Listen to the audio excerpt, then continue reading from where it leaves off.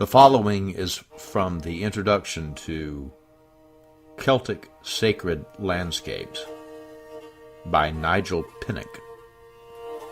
The inner and the outer landscape. The three principal endeavors of a bard. One is to learn and collect sciences. The second is to teach. And the third is to make peace, and to put an end to all injury. For to do contrary to these things is not usual or becoming to a bard. The Triads of Britain. If we look at the landscape through contemporary eyes, our view can be only partial. People in other times, or with other beliefs, have seen things quite differently.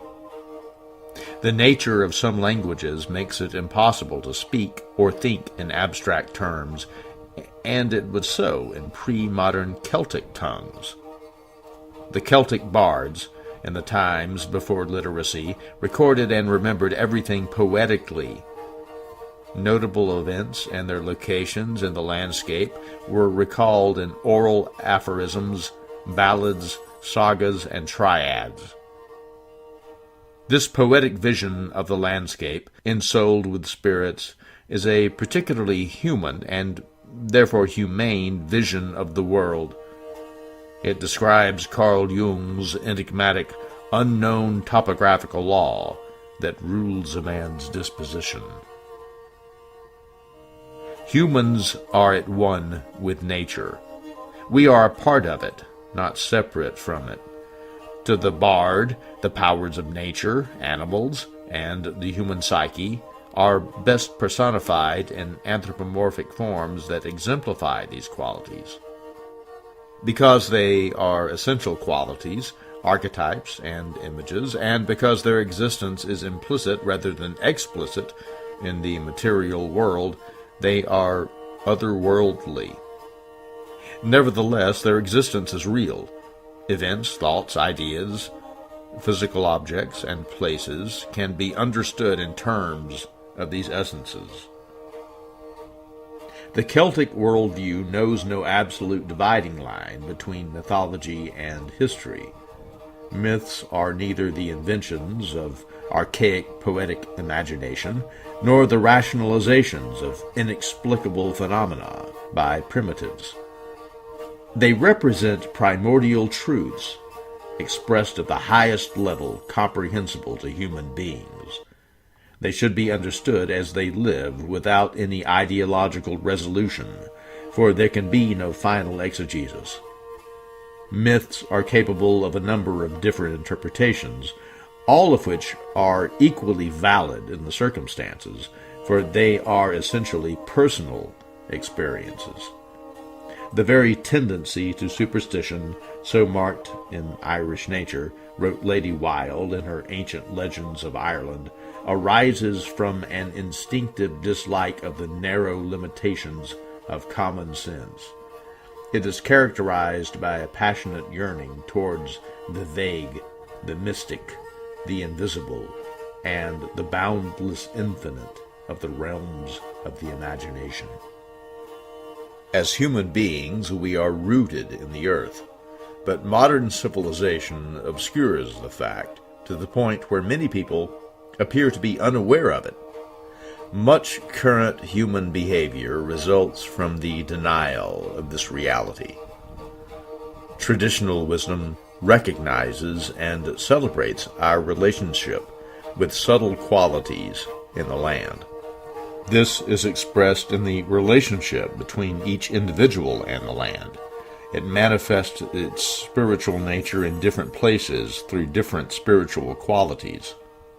There is no feature of the landscape that is not associated in local tradition with some event or legend. If we open ourselves to this possibility, we can have a personal, spiritual relationship with these qualities.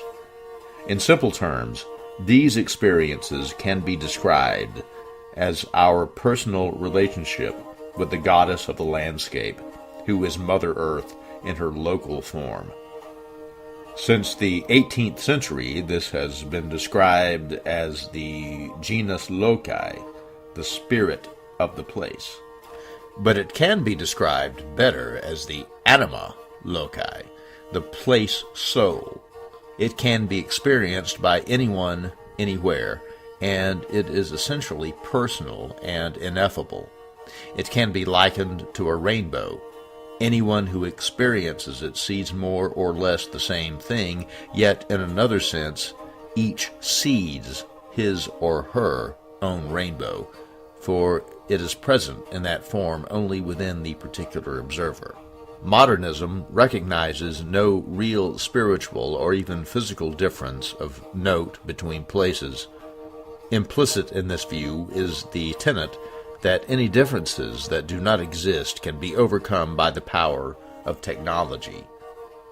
The effect of this is the innate tendency of modernism to reduce the land to a random series of virtually uninhabitable nowheres brought into being by the denial of place.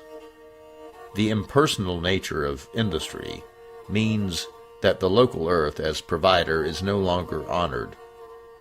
Nobody knows precisely where anything comes from, or who made it, or how.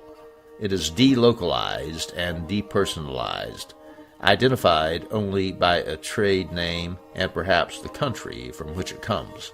Despite this, each thing does have an origin.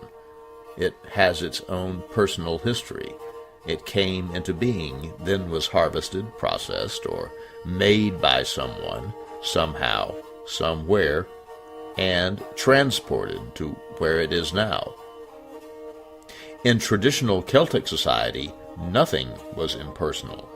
Everything was a subject, not an object, and was spoken of by its own personal name.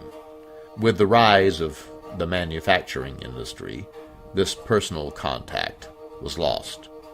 Most artifacts became anonymous products. Their essential character no longer reflected the character of its maker, use, and users. Trade became the main consideration. Today, the naming of the animated world survives in truncated form in the names of private and public houses, hotels, aircraft, and ships, and occasionally other personal possessions, such as cars, knives, guns, and guitars. Even in antiquity, the Celts were renowned for their reverence for the spoken word. Bards received the highest honors, and Druids perpetuated their wisdom by means of a highly developed art of memory. Bardic knowledge utilized a sophisticated system of metaphor, allegory, and symbolism, giving access to the invisible inner nature of things. In the 1st century BCE, when the Celts in Cisalpine Gaul were conquered by Rome, Celtic families produced many outstanding men of letters, inter alia Cato, Catullus, Varro, and Virgil. Later, in the north, Irish, British, and Breton bards laid the foundations of the medieval literature of Western Europe.